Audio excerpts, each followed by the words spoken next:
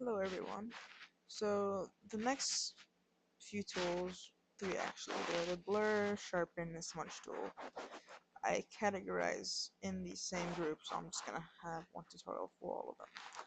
So first of all, we'll start off with the blur tool. So to find a blur tool, you have to go to this part of the sidebar. You left click, right click, sorry, and you click on blur. Obviously, you'd have to have your image open, and as previously shown, you have to go to File, open whatever picture you want, and close it. I said click open, obviously, but since I have my picture already, I don't need to. Okay, so here's a picture, and I'd like to blur part of it. So blurring basically makes a part of a picture that you want less clear. It makes it less apparent, makes it stand out less. So it might not be that visible here, but if I zoom in, you can see that it's becoming blurry. So let's say I want the leaves to stand out. I would blur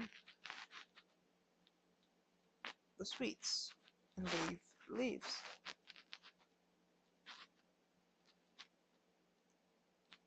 As you can see, it's becoming blurry.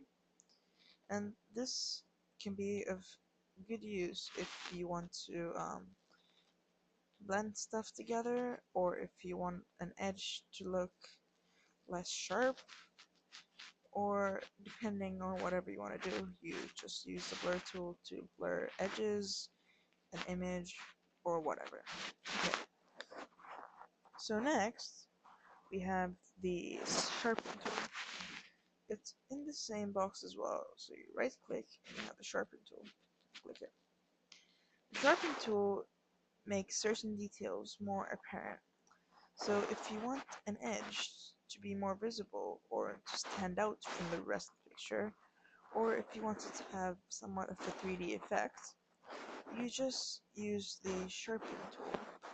And as you can see, the part that I had blurred out, now I'm adding back eventually. And this won't work as well since I'm going over the part that I have already blurred. But let's say I want to do the leaf.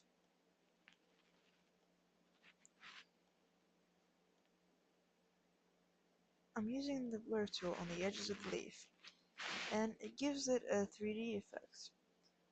And that's the whole purpose of this tool. So I personally find this a great tool to use while editing pictures, so do use it sometime.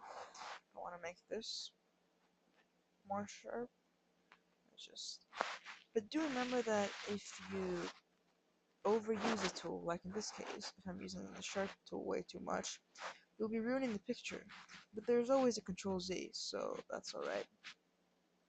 But make sure that you don't overuse the tool because it'll mess up your picture. Lastly, we have the Smudge tool. Smudge tool is somewhat like the blur tool, except it, as its name suggests, smudges an area. So let's say I want two parts to blend in or to look less like they're apart. So in this case, if I want to smudge the plate with the leaf, I can just drag and smudge it. It doesn't work as well in this picture because the leaves are supposed to stand out. That's the whole purpose. But in some pictures where you don't want things to stand out as much, this is a great tool. And yes, that's the end to our tutorial. Thank you for watching. Bye.